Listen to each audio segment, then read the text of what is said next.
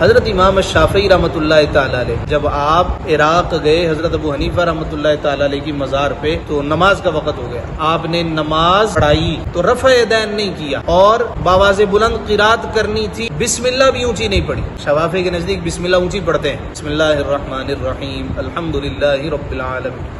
شوافی کے نزدیک اونچی ہے اس لیے کہ بسم اللہ سورۃ الفاتحہ کی پہلی آیت ہے ان کی تحقیق کے مطابق. انہوں نے نہیں پڑھی, ہم آہستہ پڑھتے ہیں. تو شاگردوں نے کہا حضور والا ساری زندگی ہمیں آپ یہ دلیلیں دیتے رہے ہیں کہ اس سے پہلے بسم اللہ پڑھنی ہے اور رفع یدین کرنا ہے.